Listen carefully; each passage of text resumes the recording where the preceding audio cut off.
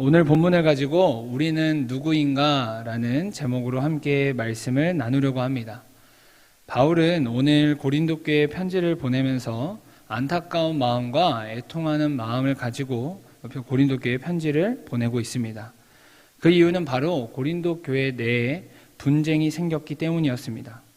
바울은 고린도 지역에 약 1년 6개월간 머물면서 그들을 가르치고 또 양육하며 교회를 세웠습니다. 그리고 이후에 그 바울 뒤를 이어 아볼로가 고린도 지역에 도착해서 그 고린도 교회의 교인들을 양육하였습니다. 이 둘은 서로 시기가 달랐지만 하나님의 사역을 함께 이루어 간다는 점에서 동일한 부름을 받고 하나님의 사역에 동역하는 사람들이었습니다. 그런데 고린도 교회 안에서 어떤 사람은 자신이 바울에게 속한 사람이라고 말하고 또 다른 사람들은 자신들이 아볼로파라고 말하며 서로 분쟁하기 시작한 때부터 문제가 나타나기 시작했습니다. 그리고 이런 상황을 전해 들은 바울은 지금 애통한 마음을 가지고 고린도 교회에 편지를 보내고 있습니다. 그렇게 바울은 고린도 교회 성도들에게 우리는 동일한 부름을 받은 사람이라고 말하며 모두가 함께 살아갈 것을 권면하고 있습니다. 그리고 나아가 오늘을 살아가는 우리에게도 바울은 동일하게 이야기하고 있습니다. 그렇다면 우리가 하나님 앞에서 어떤 존재이기 때문에 바울은 우리에게 동일한 부름을 받은 존재라고 이야기하고 있을까요? 먼저 바울은 우리가 모두 하나님의 동역자라고 이야기하고 있습니다. 그렇게 자신도 그리고 아볼로도 모두가 동일하게 하나님의 사역에 동참하는 동역자이므로 서로 다툴 이유가 없다고 바울은 이야기하고 있습니다. 사랑하는 여러분, 사실 우리 인간은 하나님께 처음 창조될 때부터 이 땅 가운데 하나님의 동역자로 부름을 받았으며 이 땅 가운데 청지기의 사명을 받았습니다. 그래서 하나님께서는 창세기 1장 27절, 28절을 통해 우리에게 이 땅 가운데 살아가면서 이루어야 할 일들을 명령하셨습니다. 우리 다 같이 창세기 1장 27절, 28절의 말씀을 다 같이 읽도록 하겠습니다. 하나님이 자기 형상 곧 하나님의 형상대로 사람을 창조하시되 남자와 여자를 창조하시고 하나님이 그들에게 복을 주시며 하나님이 그들에게 이르시되 생육하고 번성하여 땅에 충만하라 땅을 정복하라 바다의 물고기와 하늘의 새와 땅에 움직이는 모든 생물을 다스리라 하시니라. 아멘. 하나님께서는 하나님의 형상대로 만들어진 우리를 통해 이 땅에서 이루고자 하시는 일이 있으셨습니다. 그것은 단순히 우리가 읽은 문자 그대로 인구가 늘어나고 또 생육하고 번성하는 것이 아니라 하나님의 형상을 닮은 우리를 통해 하나님께서 임재하시고 다스리시는 하나님 나라를 이 땅 가운데 확장하는 것이었습니다. 그렇게 우리는 각자 맡겨진 역할은 다르지만 날마다 동일한 사명을 감당하는 하나님 나라 공동체로 살아가야 하는 것입니다. 이것이 바로 하나님의 동역자로 부름을 받은 우리의 방향성이며 이 땅에서 살아가는 우리의 목적인 것입니다. 그런데 동시에 하나님의 동역자인 우리가 이 땅 가운데 거하면서 보여야 할 자세가 있습니다. 그것은 바로 충성의 열매를 맺는 것입니다. 그래서 바울은 고린도전서 4장 1절 2절에서 바울은 이와 같이 이야기합니다. 제가 읽어드리겠습니다. 사람이 마땅히 우리를 그리스도의 일꾼이요 하나님의 비밀을 맡은 자로 여길지어다. 그리고 맡은 자들에게 구할 것은 충성이니라. 아멘. 이처럼 바울은 하나님께서 주신 사명을 감당하는 우리에게 보여야 할 그 태도가 바로 하나님께 충성하는 것이라고 강조하고 있습니다. 그리하여 바울은 고린도전서 3장 6절을 통해 자신이 보여준 그 충성의 모습에 대해서 설명하고 있습니다. 하나님 앞에서 자신이 한 것은 그저 하나님께서 맡겨주신 그 사명인 심는 것밖에 하지 않았다고 바울은 고백하고 있습니다. 또한 아볼로 역시 하나님께서 맡겨주신 그 사명인 물 주는 일밖에 하지 않았다고 바울은 이야기합니다. 이처럼 바울과 아볼로는 하나님께서 그 맡겨주신 일에 그저 묵묵히 충성하며 하나님께서 맡겨주신 그 사명을 감당하였습니다. 또한 이와 같이 성경 속에서 하나님의 말씀에 충성을 잘한 대표적인 인물이 누가 있을까요? 성경 안에는 수많은 그 순종의 인물들이 등장하지만 저는 이 말씀을 준비하면서 가장 먼저 떠오르는 사람이 바로 창세기 12장에 나타난 아브라함이었습니다. 다들 아시다시피 당시 아브라함은 하란이라는 지역에 머물러서 잘 살고 있었습니다.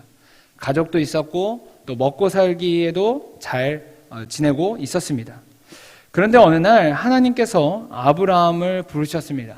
그리고 약속의 땅 가나안 땅으로 나아갈 것을 명령하셨습니다. 그러나 아브라함에게 있어서 가나안 땅은 한 번도 가보지 않은 미지의 땅이었고 그곳에 가서 뭐 하면서 살지도 막막한 불확실한 땅이었습니다. 그럼에도 불구하고 아브라함은 하나님께서 하신 그 말씀에 이것저것 재는 것이 아니라 즉시 순종하셨습니다. 즉시 계산적으로 나아가는 것이 아니라 즉시 순종함으로 나아갔다는 것입니다. 하나님의 말씀에 믿음으로 끝까지 충성하는 것이 바로 아브라함이 보여준 태도였습니다. 이것이 바로 아브라함이 우리에게 일깨워주는 모습이며 하나님의 사역에 동역하는 우리가 보여야 할 자세라고 우리에게 알려주는 것입니다. 사랑하는 여러분, 성경에 등장하는 그 충성이라는 뜻을 가진 헬라어 단어가 피스토스라는 단어입니다. 그리고 믿음이라는 뜻을 가진 헬라어 단어가 피스티스라는 단어입니다. 이 두 단어는 사실 동일한 어원을 갖고 있습니다. 이 두 단어 역시 믿다라는 뜻을 가진 페이도라는 단어에서 두 단어가 파생되었습니다.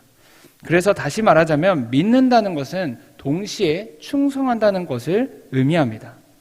하나님을 믿는 사람들은 하나님께 충성해야 한다는 것을 우리에게 알려주는 것입니다. 우리가 참 믿음을 보인다는 것은 우리가 하나님께서 우리에게 맡겨주신 그 일에 어떻게 충성하는지에 달려있다는 것을 우리가 그 단어를 통해 알 수 있습니다. 사랑하는 여러분, 바라기는 우리 모두가 하나님께서 우리에게 맡겨주시는 것에 대해 우리가 인간적인 생각으로 이것저것 재는 것이 아니라 아브라함처럼 즉시 확실하게 충성할 수 있길 바랍니다. 두 번째로 바울은 우리가 하나님의 밭이라고 이야기하고 있습니다. 따라서 바울은 고린도전서 3장 6절에서 자신은 심었고 아볼로는 물을 주었다고 이야기하고 있습니다. 그러나 동시에 바울은 우리가 잊지 말아야 할 사실이 있다고 우리에게 말하고 있습니다. 그것은 바로 자신이 심었고 아볼로가 물을 주었지만 오직 자라게 하시는 이는 하나님이시라는 사실입니다. 그래서 바울은 고린도전서 3장 6절 7절에서 이렇게 고백하고 있습니다.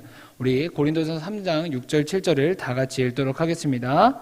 나는 심었고 아볼로는 물을 주었으되 오직 하나님께서 자라나게 하셨나니 그런즉 심는 이나 물 주는 이는 아무것도 아니로되 오직 자라게 하시는 이는 하나님뿐이니라. 아멘. 여러분, 자라게 하신다는 뜻이 무엇일까요? 바로 우리에게 생명을 주신다는 뜻입니다.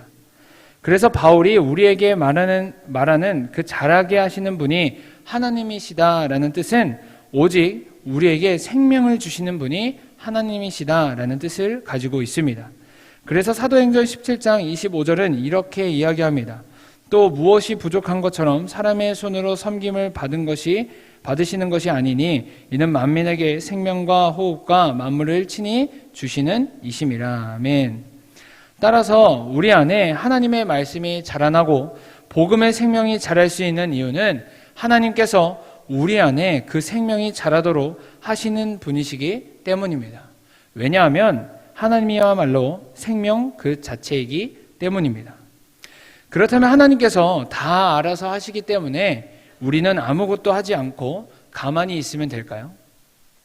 그렇지 않습니다. 우리는 우리 스스로가 좋은 땅이 되기 위해서 날마다 정돈을 해야 하는 것입니다. 그래서 우리는 우리 안에 날마다 생기는 그 잡초들을 뽑기도 하고 또 김을 매면서 하나님의 생명의 말씀이 우리의 마음밭에 잘 자랄 수 있도록 우리는 날마다 깨어서 정돈을 해야 하는 것입니다. 그렇게 될 때 우리는 마가복음 4장 8절에 등장하는 좋은 땅이 되어서 30배, 60배, 100배의 결실을 맺을 수 있는 것입니다. 우리 다 함께 마가복음 4장 8절의 말씀을 우리 다 같이 읽도록 하겠습니다. 더러는 좋은 땅에 떨어짐에 자라 무성하여 결실하였으니 30배나 60배나 100배가 되었느니라 하시고. 아멘.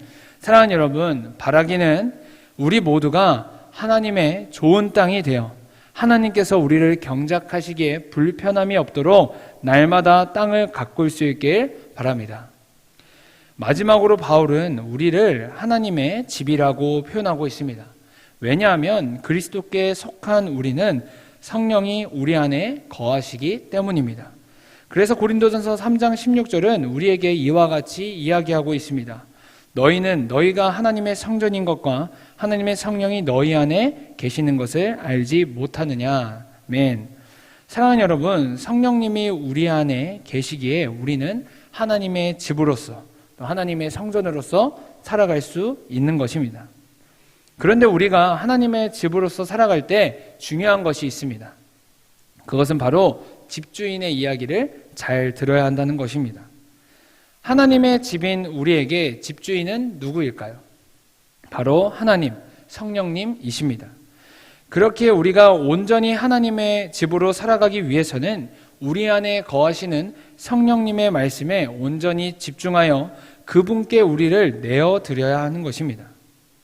얼마 전 새마음 헌신 예배를 진행하면서 오셨던 강사 목사님 중에 용동교회를 담임하시는 우리 김영석 목사님이 계셨습니다.